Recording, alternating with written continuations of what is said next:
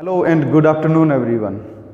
आज हम सीखेंगे टेंसेस के बारे में और ये बहुत ही इम्पोर्टेंट टॉपिक है, या फिर आप यूँ कहिए कि if you want to get the fruit you have to pour the water into the roots. So to learn English appropriately we have to learn tenses at first very nicely, and if you are able to get the skill and efficiency in using tenses, definitely your language will be improved to a lot. So dear children, first of all we shall discuss what is tense. Tense is the noun that distinguishes the time of the verb. आपने बहुत बार सुना होगा कि tense is not the time but it denotes the time of the verb. ये अपने आप में काल न कह करके हम इसको यूं समझ सकते हैं कि ये जो डिफरेंट वर्ब्स हैं उनके टाइमिंग की, हैपनिंग की, मूवमेंट या ड्यूरेशन को शो करता है, whether the action happens in the present और हैपन्स इन द पास्ट और will happen in the future. Tenses को हम यहाँ पे नंबर गेम के थ्रू सीखेंगे। We shall learn tenses here through number games, that will be the easiest method. आप video को लास्ट तक देखें तो definitely after when you shall finish the video you shall have the confidence that I have learned the tenses after watching this video only at a single time. So let us proceed to further. There are three tenses, very well known fact: present, past and future. Every tense is divided further into four parts: indefinite, continuous, perfect and perfect continuous.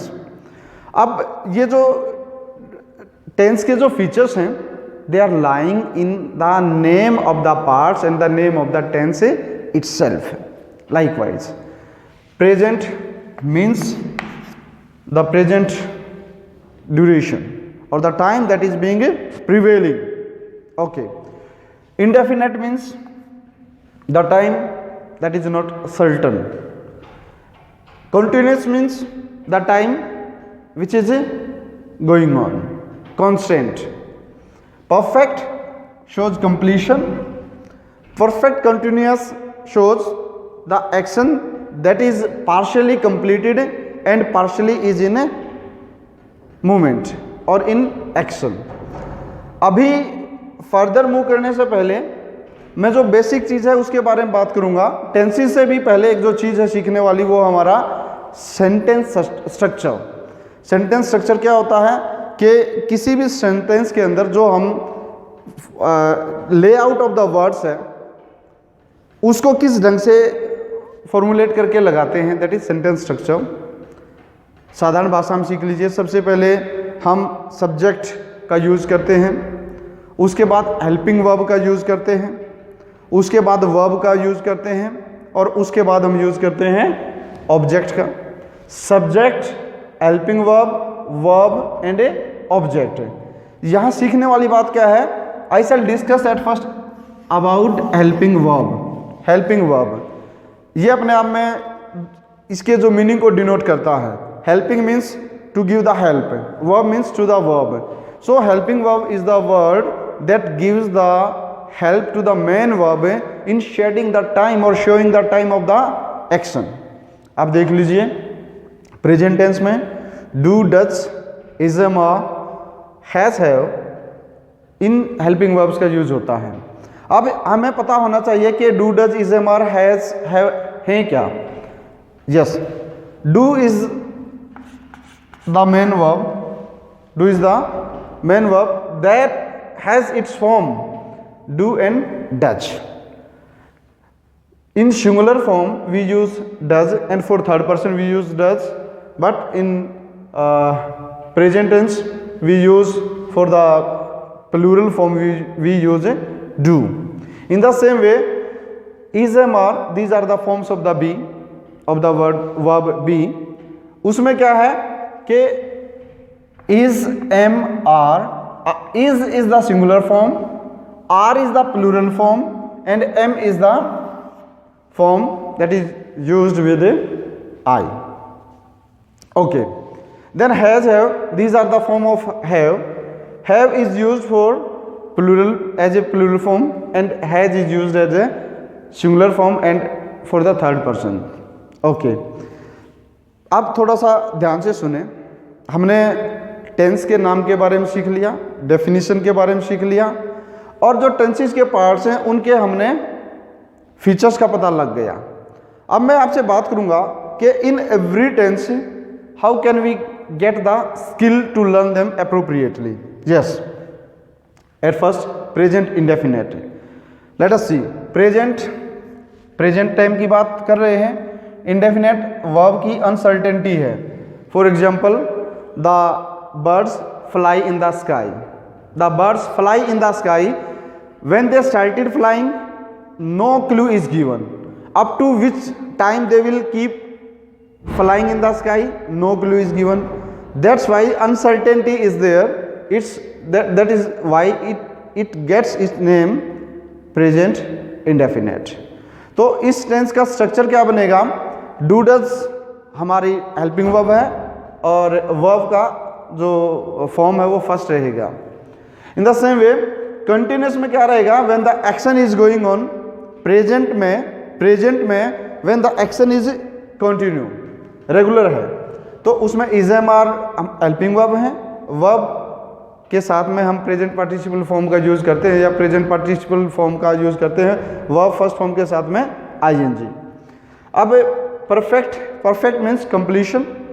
Present में जब हम देखते हैं कि कोई action complete हुआ है तो उसके साथ हैज या हैव का यूज करके वर्ब हमेशा थर्ड फॉर्म में जाएगी। इसी तरह से परफेक्ट कंटिन्यूअस में हैज और हैव के साथ में बीन लग जाएगा। बीन लगने से क्या होगा कि verb first form plus ING जाएगी and it will also show that some part of the action is completed and some part of the action is going on. ये प्रेजेंट की बात हुई। अब मैं आपसे एक बात कहूँगा कि इनके जो एग्जाम्पल्स बनते हैं, यदि हम हिंदी में एग्जाम्पल लिख करके साथ ही साथ उनको ट्रांसलेट करें तो that will give you more perfection. एक एग्जाम्पल हम लेते हैं। जैसे वेरी सिंपल, वह जाता है, ही गोज प्रेजेंट इंडेफिनिट। वह जा रहा है, he is going present continuous. He has gone present perfect tense है। He has been going there for 2 hours present perfect continuous. इसी तरह से हम पास्ट टेंस की बात कर लें। पास्ट टेंस में क्या होता है कि verb denotes that the action is completed, but उस एक्शन की कौन सी फॉर्म है कि is it completed just now, और was it going on in the past, और was it completed completely in the past, or was it completed completely in the past, or was in action in the past, was going on. Okay, second form of the verb, I emphasize on this particular point. Second form of the verb is only used at a single time in the uses of the tenses, and that is used in a past indefinite tense, and that is only used in simple affirmative assertive sentences only, not in negative, not in interrogative, not in negative interrogative. Only in assertive sentences we use the second form of the past, second form of the verb without any help of the helping verb. और जब हम इसको negative या interrogative या इंटेरोनेगेटिव में use करेंगे तो did के साथ में वर्ब फर्स्ट फॉर्म में यूज होगी। आगे कंटिन्यूअस वॉज वर के साथ में verb in the very first form plus ING participle form. Then perfect में had plus third form. Perfect continuous में had been plus verb in first form plus ING form लग जाएगा। अब सोचने वाली बात एक और भी है कि प्रेजेंट में हमने कौन सी फॉर्म यूज की, पास्ट में हमने कौन सी फॉर्म यूज की है। आप यूं भी समझ लीजिए कि इज एम आर की पास्ट फॉर्म बनती है वॉज वर, डू डज की पास्ट फॉर्म बनती है डिड, या डू डज को पास्ट में लेके जाते हैं डिड में चला जाता है, इज एम आर को पास्ट में लेके जाते हैं वॉज वर चला जाता है, हैज हैव को पास्ट में लेके जाते हैं हैड बन जाता है, और हैज बीन हैव बीन को पास्ट में लेके चले जाते हैं, हैड बीन हो जाता है। तो आपने एक बार क्या करना है कि प्रेजेंट टेंस की ही हेल्पिंग वर्ब्स को अच्छे से लर्न कर लेना है। इंडेफिनेट में डू डज, प्रेजेंट इंडेफिनेट में डू डज, पास्ट इंडेफिनेट में डिड हो गया, प्रेजेंट कॉन्टिन्यूस में इज एम आर है, पास्ट कॉन्टिन्यूस में वाज वर हो गया, प्रेजेंट परफेक्ट में हैज हैव है तो पास्ट परफेक्ट में हैड हो गया, प्रेजेंट परफेक्ट कॉन्टिन्यूस में हैज हैव प्लस बीन हो गया तो पास्ट परफेक्ट कॉन्टिन्यूस में हैड बीन हो गया।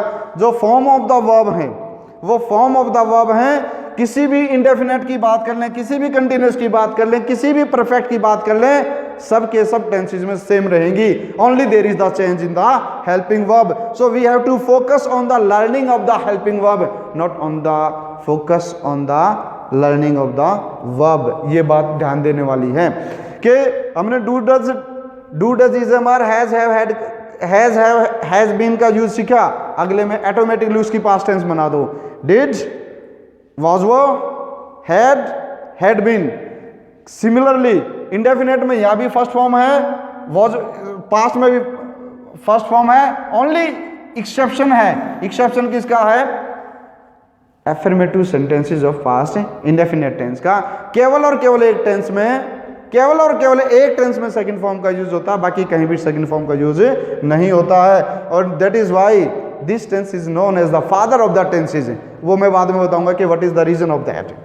तो हमने ये सीखा। अब हम बात करते हैं कि फ्यूचर की। Indefinite, continuous, perfect and perfect continuous, इन सब की चारों की डेफिनेशन एक जैसी है। अब यहाँ पे यूज किसका होता है? सिंपल। हमने फोकस करना है केवल हेल्पिंग वर्ब पे। वर्ब एज इट इज, जैसे हमने पहले वाले दोनों टेंसेस के चारों पार्ट में सीखी, वही वर्ब यहाँ यूज होंगी। मीन्स इंडेफिनेट में फर्स्ट फॉर्म, कंटीन्यूअस में first form plus ING, perfect में थर्ड फॉर्म, परफेक्ट कंटीन्यूअस में first form plus ING. Form of verb will remain the same in all the 12 parts. You can say आप 4 parts की verb याद कर लीजिए, बाकी 8 की अपने आप आपको लर्न हो जाती है। तो यहाँ चेंज किस में है? Change is only in the helping verb. यहाँ पे शेल विल हो जाता है। फ्यूचर इंडेफिनेट में हेल्पिंग वर्ब क्या आ गया? Shell will. वर्ब सेम रहेगी क्योंकि इंडेफिनेट है तो फर्स्ट फॉर्म। यहाँ पे शेल और विल के साथ में बी लग गया। आप ये बात ध्यान दें कि इसके चारों पार्ट में शेल विल का यूज होगा। फ्यूचर टेंस के चारों पार्ट में इंडेफिनेट, कंटीन्यूअस, परफेक्ट और परफेक्ट कंटीन्यूअस में चारों में शेल और विल का यूज होगा। डिफरेंस क्या है कि इनके साथ टैग लगता है। इंडेफिनेट में only shall will plus verb in the very first form. Continuous में शेल और विल के साथ में बी लग जाता है रेगुलरिटी शो करने के लिए। वर्ब के साथ में आईएनजी रहेगी। शेल और विल के साथ में हैव लग जाता है परफेक्शन के लिए, plus verb in third form रहेगी, प्लस शेल विल हैव के साथ में बीन लग जाता है partially complete and partially in regularity action को शो करने के लिए। Verb first form plus ING रहेगी। अब ये सारी एक्सरसाइज करने के बाद, मैं ये कहता हूं कि आपने क्या करना है, एक एक एग्जाम्पल ले लेते हैं। हम एग्जाम्पल ले लेते हैं, एग्जाम्पल से क्लैरिटी आएगी। प्रेजेंट के एग्जाम्पल हम कर चुके हैं, पास्ट के एग्जाम्पल हम लेके चलते हैं। पास्ट इंडेफिनेट का कोई भी एग्जाम्पल लिया, जैसे वह गया, या फिर माँ ने खाना पकाया, मदर कुक द फूड। मैंने आपको कहा था केवल और केवल इस टेंस में सेकंड फॉर्म का यूज होता है, मदर कुक द फूड। यदि हम इसको इंटेरोगेटिव बनाएंगे तो क्या माँ ने खाना पकाया, did the mother cook the food, वहाँ पे फॉर्म फर्स्ट हो जाएगी। आगे माँ खाना पका रही थी, the mother was cooking the food. माँ खाना पका चुकी थी, the mother had cooked the food. और क्या माँ 2 घंटे से खाना पका रही थी, तो वेरी सिंपल हैड बीन का यूज है। तो had the mother been cooking the food for the last 2 hours, यदि हम इंटेरोगेटिव सेंटेंस की बात करें तो। इसी तरह से हम यदि फ्यूचर टेंस की बात करें, एक एग्जांपल लेते हैं। पक्षी गाना गाएंगे या पक्षी चहचहाएंगे, द बर्ड्स शेल चिर्प। बच्चे खेल रहे होंगे, चिल्ड्रन विल बी प्लेइंग, वह अपना काम पूरा कर चुकी होगी, she will have completed her task, क्या खिलाड़ी 2 महीने से मैच का अभ्यास कर रहे होंगे। प्लेयर्स प्लूरल फॉर्म में है तो shall the players have been practising for the match for 2 months। इस तरह से ये टेंसेज का हमने 1 by 1 एग्जाम्पल लिया। अब जो सबसे प्राइम चीज है मैं उस पर आता हूं। मैंने बताया कि भाई 3 टेंसेज, 3 के 4 पार्ट्स। वर्ब आपने 4 की याद कर ली, 8 की ऑटोमेटिकली याद होगी। मैंने आपको हेल्पिंग वर्ब याद करने का तरीका बताया। अब एक ब्रीफ सी मैं एक्सरसाइज बताता हूं। मैं आपको केवल 4 क्वेश्चंस दूंगा। यदि आप इन 4 क्वेश्चंस के आंसर दे देते हैं या आप इन 4 क्वेश्चंस के आंसर लर्न कर लेते हैं तो ये समझिए कि आपका ये वीडियो देखना सफल हुआ और आपने इन 10 मिनट के अंदर टेंसेस को पूरी तरह से सीख लिया है। यदि आप कंप्लीटली इन क्वेश्चन के आंसर ना दे पाए तो I recommend to watch this video at 1 more time please. My first question, let us focus on this question. In how many tenses do we use verb in the first form? In how many tenses do we use the verb in the first form? That is in 3 tenses: present, past and future indefinite. Plain form of the verb, plain first form of the verb is used only in 3 tenses: present indefinite, past indefinite, then future indefinite है। Past indefinite के बारे में बताता हूं कि exception क्या है कि इंटेरोगेटिव और नेगेटिव सेंटेंस में फर्स्ट फॉर्म यूज होगी और सिंपल सेंटेंसेस में यूज होगी सेकंड फॉर्म। ओके, तो 3 टेंसेस। आंसर याद रखना कि we use only in 3 tenses the first form of the verb. तो मैं इसको राइट टिक कर देता हूं, आपको याद हो गया कि 3 टेंसेस में हम वर्ब की फर्स्ट फॉर्म का यूज करते हैं। Now let us move to the next question. In how many tenses do we use verb in the second form? Very plainly I have answered this question many times कि only in one tense we use the verb in second form, past indefinite only. Okay, this is also very much clear. In how many tenses do we use verb in third form? आप question की sequence पे ध्यान दें। मेरा पहला question था कि कितने टेंसेस में फर्स्ट फॉर्म यूज करते हैं। फर्स्ट का मतलब वर्ब, फर्स्ट क्वेश्चन वर्ब की फर्स्ट फॉर्म। सेकंड क्वेश्चन था मेरा कितने टेंसेस में हम सेकंड फॉर्म का यूज करते हैं। Second question about second form of the verb. मेरा थर्ड क्वेश्चन है कि in how many tenses do we use the third form of the verb, means third question third form of the verb. तो the answer is very simple, we use present, past, future, perfect tense, means 3 tenses में। तीसरे question का answer 3 है। इन 3 tenses हैं। कौन से 3 tenses हैं? Present perfect, past perfect, future perfect है। अर्थात प्रेजेंट, पास्ट और फ्यूचर तीनों के परफेक्ट टेंस में ही वर्ब की थर्ड फॉर्म का यूज होता है। ध्यान दें, अब पहले क्वेश्चन में आंसर था 3, दूसरे में आंसर था 1, इसमें आंसर हो गया फिर दोबारा से 3। Now let us move to the next and last question. In how many tenses do we use verb in the fourth form और वर्ब विद ing फॉर्म और in the participle form? In how many tenses do we use? And the answer is in 6 tenses. In 6 tenses we use the form that is the fourth form, I mean verb plus ing, and that is present continuous, past continuous, future continuous, तीनों के continuous tense, then present perfect tense, past present perfect continuous, past perfect continuous and future perfect continuous। अर्थात 6 tenses में हमने use किया first form plus ing। मोटा मोटा सा एक बार रिकैप्चुलेट करता हूं, एक बार ध्यान दें कि हमने 6 टेंसेस में वर्ब प्लस ing यूज किया, वर्ब की first form plus ing use किया। In how many tenses? 6 tenses में। हमने 3 टेंसेज में third form of the verb use किया, तीनों के परफेक्ट में, present perfect, past perfect and future perfect. अब मेरा क्वेश्चन है कि कितने टेंसेज में हमने फर्स्ट फॉर्म यूज किया? उसका आंसर भी है हमारा 3 पार्ट्स में, 3 टेंसेज में। वो कौन कौन से हैं? वो हमारा present indefinite, past indefinite and future indefinite. अब एक ही पार्ट रह गया, आप टोटल कर लीजिए। आप टोटल करेंगे तो एक ही पार्ट रहता है past indefinite, that is exceptional. मैंने बताया कि वो सिंपल और असर्टिव सेंटेंस में पास्ट इंडेफिनिट में हम सेकंड फॉर्म का यूज करते हैं। और ये 6 और 6 12, आपने ये 12 का गेम सीख लेना है। You have to just count 1 to 12 और ये आप 4 क्वेश्चंस के आंसर सीख लीजिए। डेफिनेटली आपके सारे टेंसेस क्लियर होंगे और you will be the perfect in using tenses without any hesitation and reluctancy. Your language will be improved to the lot.